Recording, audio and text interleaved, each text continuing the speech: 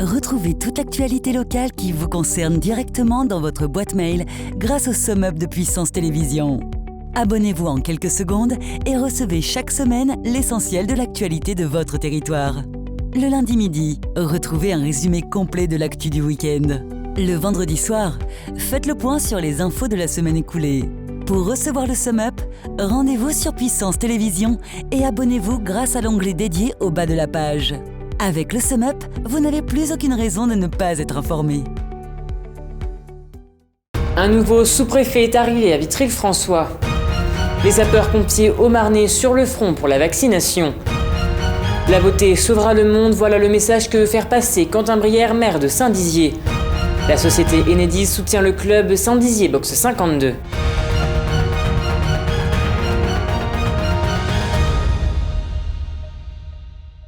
Bonsoir à tous, bienvenue dans votre journal du mardi 13 avril 2021 et débutons cette édition avec le nouveau sous-préfet de Vitry-le-François, Jean-Philippe Font, qui a pris ses fonctions hier au sein de la Cité Rose.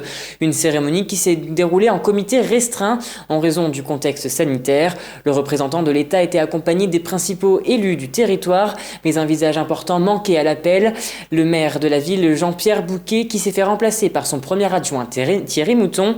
Arrivé jeudi dernier, le sous-préfet a pu faire connaissance avec les principaux acteurs du pays vitrien et se familiariser avec les dossiers d'actualité. On l'écoute.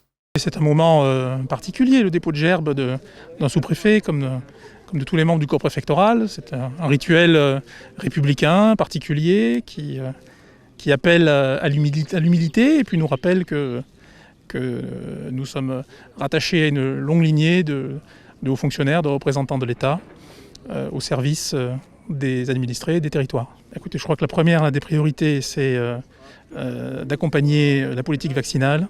Une action ferme, concertée de tous les services de l'État a été engagée pour soutenir l'activité économique, naturellement, pour défendre les populations, protéger le système hospitalier.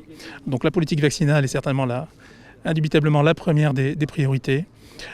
Tout comme la participation à la relance économique, la lutte contre les inégalités sur nos territoires, la lutte contre la pauvreté. Aujourd'hui, à la demande de la préfecture de la Haute-Marne, le service départemental d'incendie et de secours a mis en place un centre de vaccination éphémère qui va permettre de vacciner près de 600 personnes entre le 13 et le 16 avril 2021. Et ce matin, le préfet Joseph Zimet a inauguré ce centre, un reportage de Théo Raguin. Pour renforcer l'offre vaccinale en Haute-Marne, les pompiers du SDIS 52 ont été missionnés pour former une unité de vaccination mobile.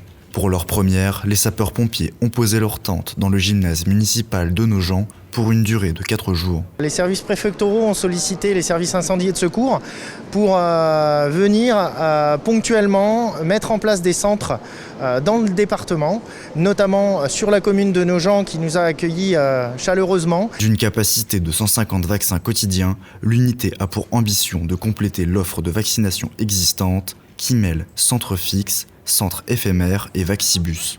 L'objectif est de trouver un compromis entre vaccination de masse et proximité.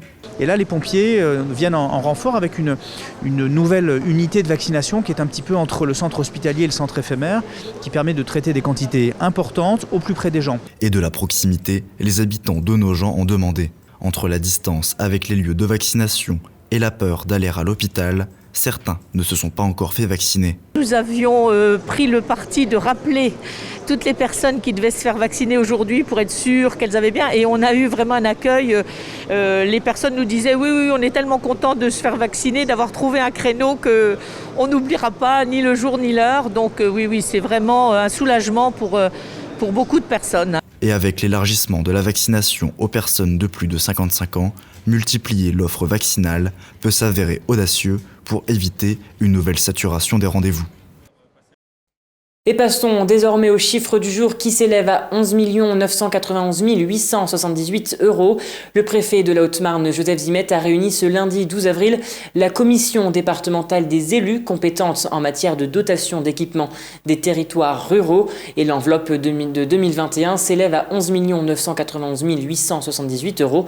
Son montant a doublé par rapport à 2014. Tout autre chose à présent, depuis le début de la semaine dernière, plusieurs panneaux d'affichage publicitaire se transforment en tableaux d'œuvres d'art. Une exposition à ciel ouvert en plein cœur de Saint-Dizier.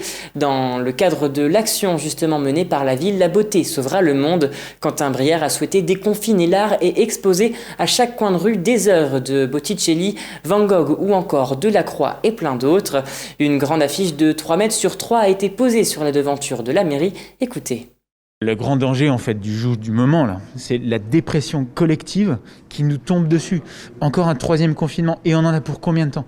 Donc il faut lutter contre ça. Et au bout d'un moment, il n'y a pas 100 façons de s'y prendre. Il faut inventer, il faut aller chercher la beauté là où elle se trouve et la mettre sous les yeux de nous tous. En plus des affiches, vous aurez sur les trottoirs la beauté des mots, donc des citations littéraires dans l'espace public et aussi sur les vitrines des commerçants. Et je les remercie, c'est 80 commerces qui vont chacun avoir une citation différente. Et puis les commerçants, ils vont donner des affiches aussi, qui seront comme des petits cadeaux pour ramener une œuvre d'art chez eux. Et enfin, à 17h tous les jours, une pause musicale dans les parcs, sur les places, avec de la musique pour se faire un petit peu de bien comme ça. Avec cette affiche que j'aime particulièrement, c'est le baiser de Klimt. Elle est symptomatique, symbolique, parce que c'est ce qui nous manque aujourd'hui. Regardez ça, on ne peut plus le faire.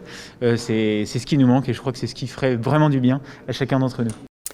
Hier, l'association sportive Boxe 52 ainsi que la société Enedis ont renouvelé leur partenariat. Réunis au gymnase Anne Frank, la société a versé une subvention afin d'aider le club dans son développement. Un reportage de Nargis Boussaïd. Depuis maintenant 4 ans, le Saint-Dizier Boxe 52 et la société Enedis font bon ménage grâce à un partenariat qui permet de soutenir les jeunes boxeurs de Saint-Dizier. L'idée, c'est d'amorcer un partenariat entre le club et nous pour s'entraider finalement.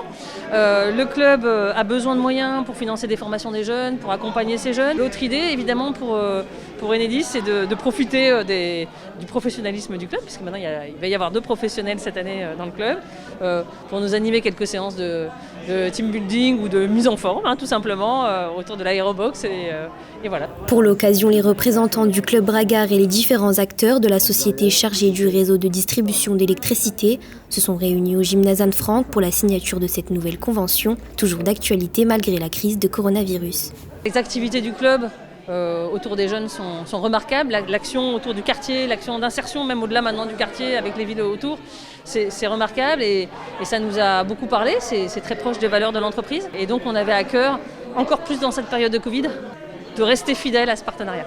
Un mariage atypique entre les 2 organismes mais admirable aux yeux de tous, en particulier auprès de l'entraîneur Hassen Siab, fier et ému de cette collaboration qui perdure dans le temps. Pour le club de boxe, c'est un grand jour, c'est même plus qu'un grand jour. Ça fait 25 ans que je suis entraîneur. Je n'ai pas le souvenir qu'une grosse entreprise de la taille d'Enedis soit venue encourager, former et proposer des métiers innovants pour les jeunes d'un quartier de zone prioritaire. C'est une première et on peut être plus que fiers de partager ça avec Enedis. Donc pour nous, ça peut être qu'une satisfaction. Un événement qui a réuni plusieurs personnalités de la ville, telles que Quentin Brière, maire de Saint-Dizier. Bon vent au club de boxe, cartonnez, allez nous chercher des résultats, des belles médailles. Soyez de plus en plus nombreux, vous méritez. Enedis, continuez à accompagner le club de boxe. J'ai d'autres idées pour vous. mais bon, vous êtes un très bon partenaire, merci beaucoup pour tout. Voilà, bon vent.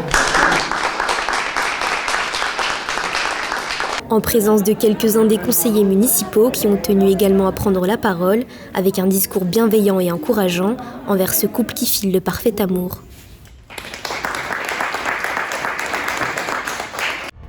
Et c'est la fin de cette édition. Merci à tous de l'avoir suivi. Dans un instant, vos prévisions météo de demain. Très belle soirée à vous. Toute l'actualité qui vous concerne, à voir et ou à revoir, dès maintenant sur puissancetélévision.fr et sur notre application mobile.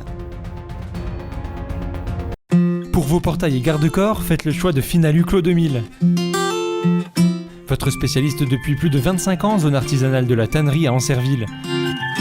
Contactez-nous pour vos études et rénovations 03 29 75 22 25 ou sur clos2000.fr. Ouvert du lundi au vendredi et le samedi sur rendez-vous.